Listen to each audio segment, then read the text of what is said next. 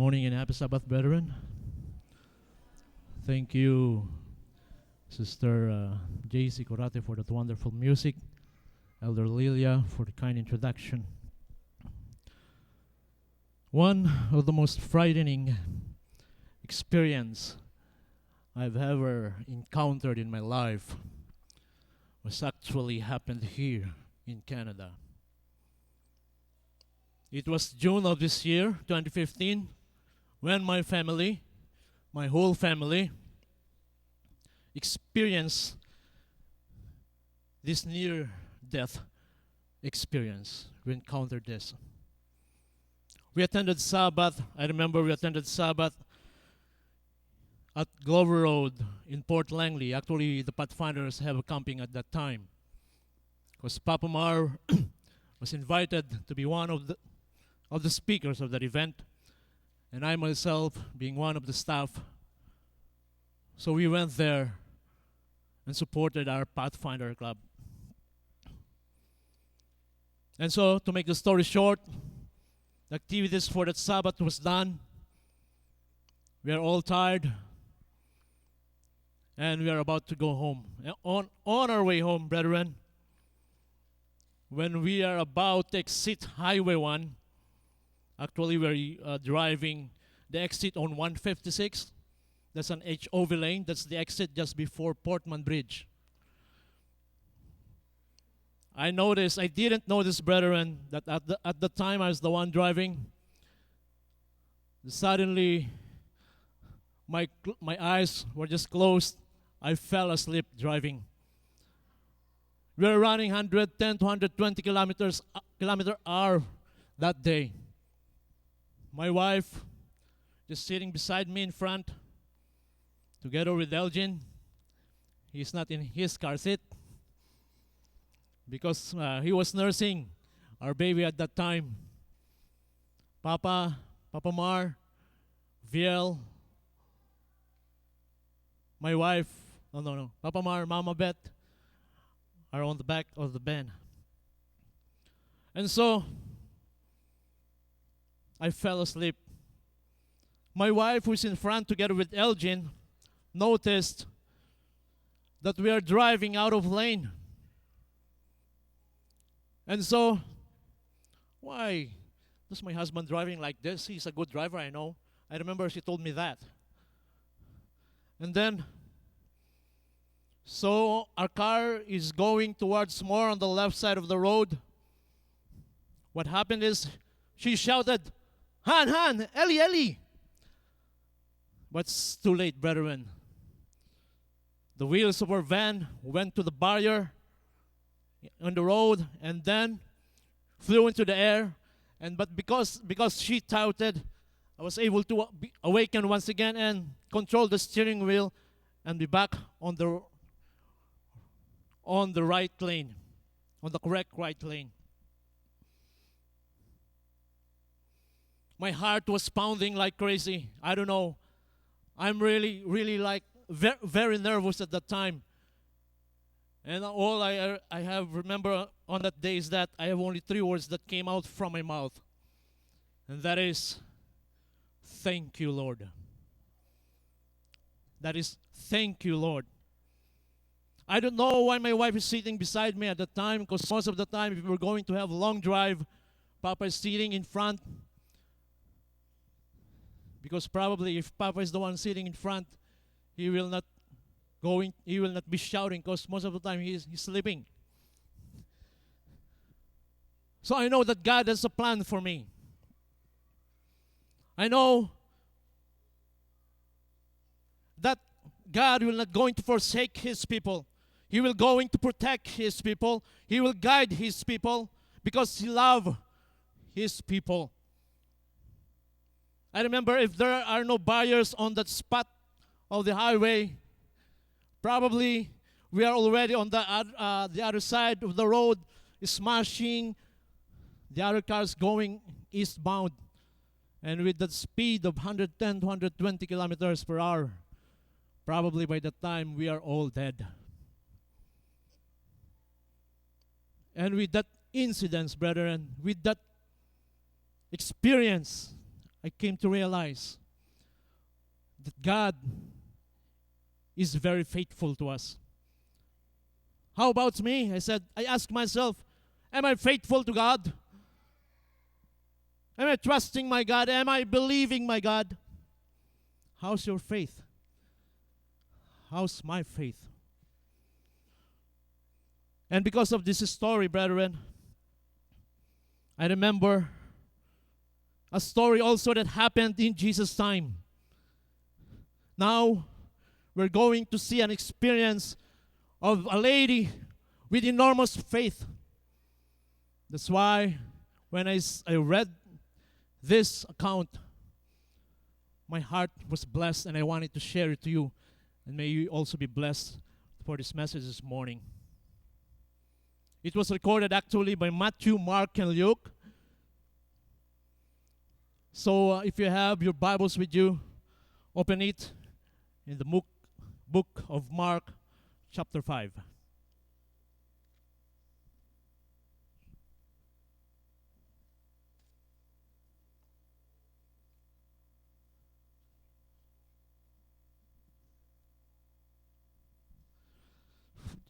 All right. Just to have a little bit of background with what we're going to study this morning, brethren. As you can see there is a map. This is the Sea of Galilee, and the focus of our study for today is Gergesa. That is the eastern side of the Sea of Galilee going to Capernaum, because Jesus was on that side when he started to drove legions or demons out of possessed men into herd of pigs. That is the area when that was happened. And so they were going to Capernaum. So Jesus and his disciples returned to Galilee. According to the Gospel of Matthew, this is the place where Jesus drove legions or demons out of possessed men into the herd of pigs. So their boats lands on the western shore of the lake in Capernaum, and crowd is waiting. They have seen his boat from afar and have massed in the beach to welcome him. As we can see, brethren, because of that popularity, Jesus was very famous at the time. Jesus is very popular. If I'm going to compare him today, probably, if you're a sports fanatic, probably it could be Michael Jordan or Stephen Curry or probably Manny Pacquiao or probably Ben Carson. You know Ben Carson? He's a neurosurgeon, an Adventist neurosurgeon who is running for the presidency in the United States of America and is leading the poll.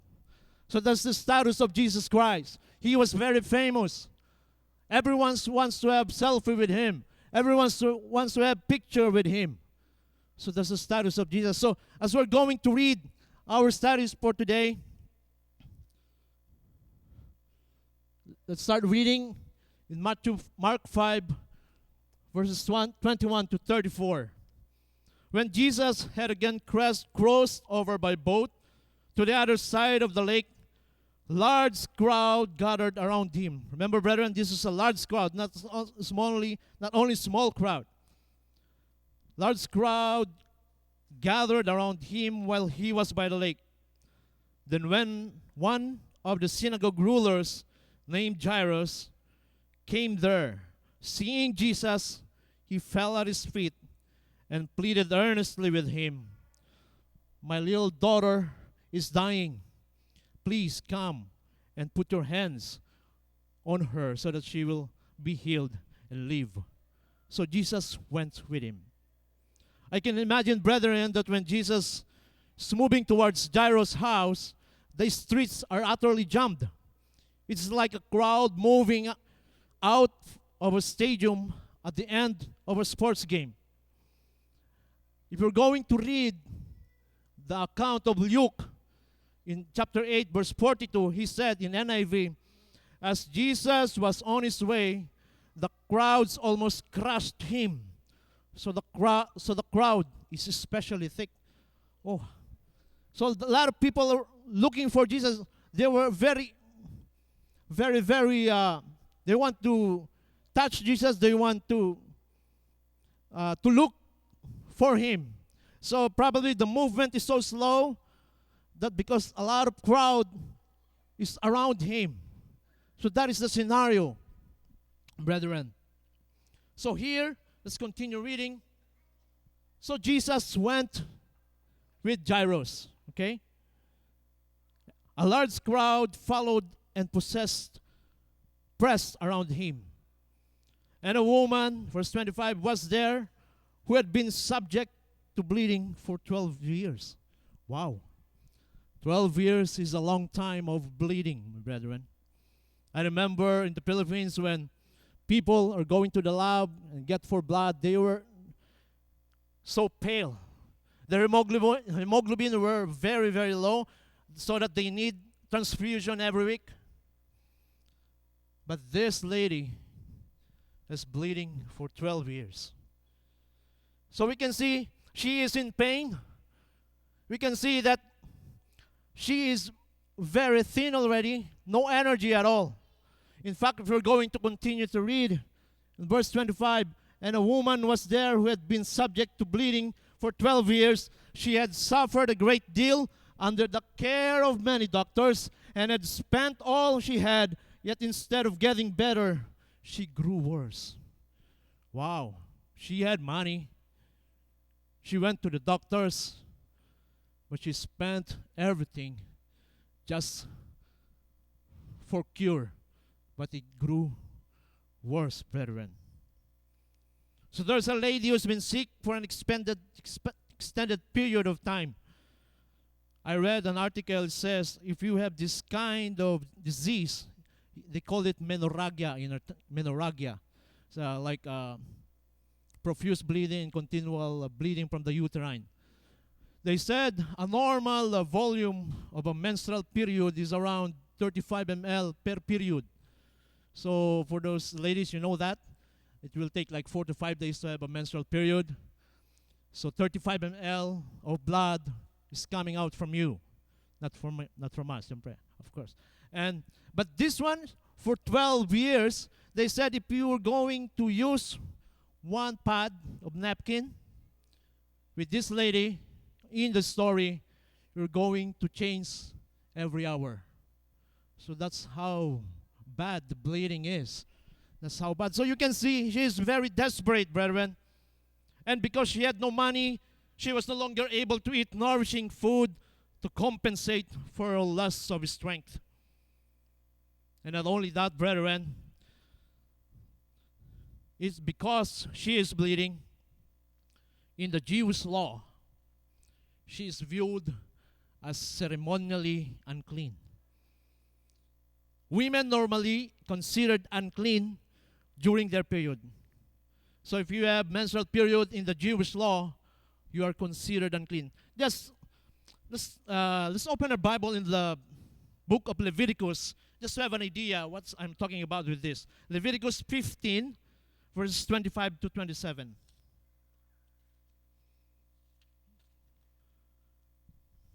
Leviticus 15, verses 25 to 27. Verse 25, when a woman has a discharge of blood for many days at a time, other than her monthly period, or has a discharge that continues beyond her period, she will be unclean as long as she has a discharge, just as the days of her period. Verse 26, any bed she lies on while her discharge continues will be unclean, as is her bed during her monthly period, and anything she sits on will be unclean, as during her period. Verse 27, whoever touches them will be unclean. What will go? He must wash his clothes and bathe with water, and he will be clean.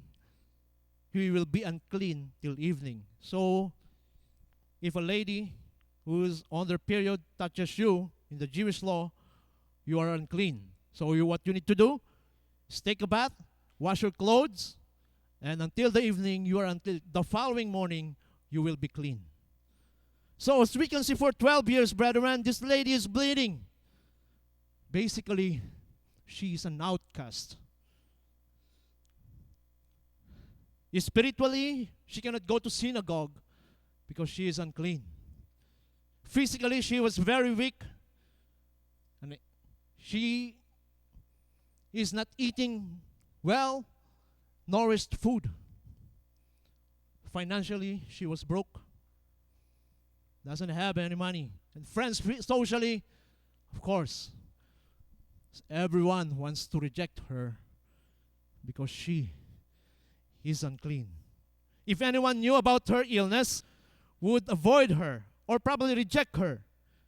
She couldn't go about in society and mingle in the marketplace with other women, because remember, since a touch from her would make someone unclean.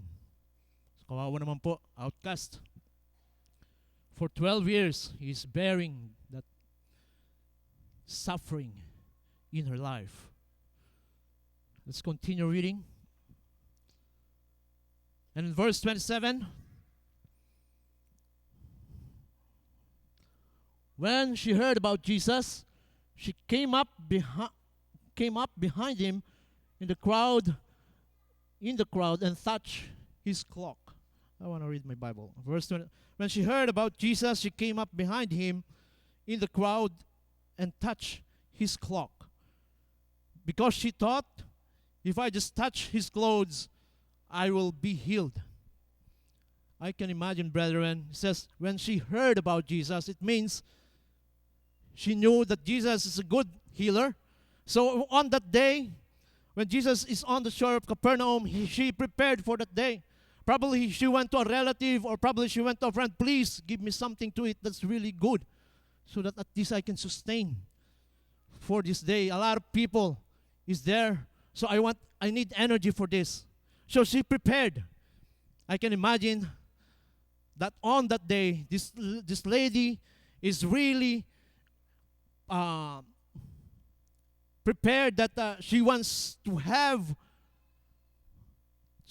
touch Jesus so that she will be healed. Actually, brethren, to reach Jesus, what she needs to do is she must push and shove and force her way, and even probably elbowing others on her way to touch the master clothing. Wow. She's bleeding. But on that day, I really need to do this. This is my fight. Otherwise, I will not be healed anymore. So her hope is only in Jesus Christ. She's weak. Her strength is drained. And yet, she will not give up. She must reach Jesus. And so she continues to wedge her body through the crowd until she comes up behind him. Remember, brethren, she decided in her heart, if I just touch his clothes, I will be healed. Actually, if you're going to read the amplified version of that text on verse 28, it says, "For she kept saying, if I only touch his garments, I shall be restored to health." So probably when she's going with the crowds, I need to touch her. I need to touch her. Wedge his body so that she can touch Jesus. No, she's elbowing, she's shoving her way in order just to touch for Jesus' clothes. This lady doesn't want to confront Jesus in public. Of course, she's too ashamed to admit the nature of her illness, and perhaps even be rebuked for mingling with others in her unclean state. But what in her mind is, I need to touch her clothes. She must do this without revealing anything, but she must touch him. She must touch Jesus. Verse 29, immediately her bleeding is stopped, and she felt in her body that she was freed from her suffering. Wow. Probably she can feel the difference from head to toe, that she is now well. Probably her hands are probably red or pink, and her cheeks became rosy again, rosy cheeks, and he's warm and dry. She can feel the difference immediately when she touched that garment. she was healed, brethren. But you know what? As soon she realized she was healed, she tried to hide back in the crowd. Actually, that's only her purpose is just to touch Jesus, and when she is healed, go back to the crowd. That's it. She wants to go back into the crowd, but she was probably afraid because she had just touched Jesus, and he will make him ritually unclean, as well as just above everyone else in the crowd. So natakot siya. Ang purpose niya, the only purpose is just to touch him, and when she's well, go back, go out, run. But as we're going to continue to read, brethren, verse 31. Verse 30, at once, Jesus realized that power had gone out from him. He turned around in the crowd and asked, who touched my clothes? In verse 32, you see the people crowding against you, my Lord. His disciples answered, and yet you can ask, who touched me? Sometimes it's like a silly question because people are crowding around Jesus.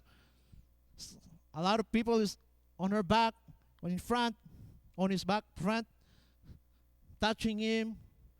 And Jesus was even crushed, according to Luke.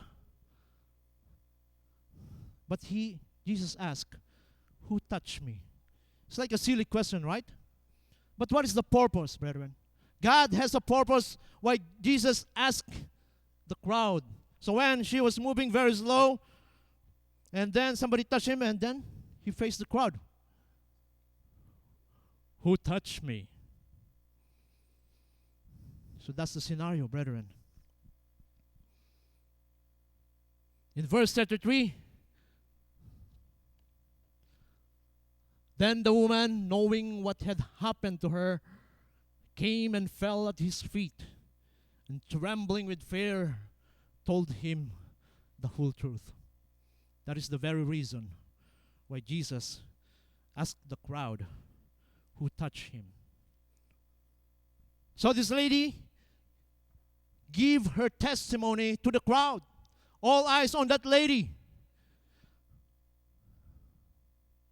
I can see the picture. That center of attraction. The center of attraction is towards that lady. She has no choice. She's trembling with fear. So she told the whole truth. That she is bleeding issue for 12 years. That she was broke. That she was in pain. She was very weak. The doctors couldn't cure her. And in fact, it grew worse. That's just a testimony that a touch of faith heals. This is the very purpose why Jesus asked the crowd, who touched my clothes? He is clarifying, brethren, that what had happened is not just magic or superstition. In fact, if we're going to continue to read in verse 34, he said, daughter, your faith has healed you. Go in peace and be freed from your suffering. He's reiterating that touching his clothes is not the issue there, but her faith, the one who healed and freed her from her suffering. When all hope is gone, brethren, this woman had faith that Jesus could heal her. She confessed it with her mouth, if I just touch his clothes, I will be healed. We too can exercise faith in what we say. Speak out God's promises even when things may seem hopeless. We too can reach out in faith and receive our healing and miracle. Let us continue, brethren, to be faithful till Jesus comes. Let's exercise our faith and claim his promises. May we all be saved when Jesus comes, brethren. Let's all be faithful. A lot of trials and tragedies. But like this woman, she has the desire in her heart that if only I could touch his clothes, I will be healed. Remember, brethren, she is a sinner. Like the lady, we are all sinners. We need to go touch Jesus so that we will be free from our suffering. May all will be blessed. This is my prayer.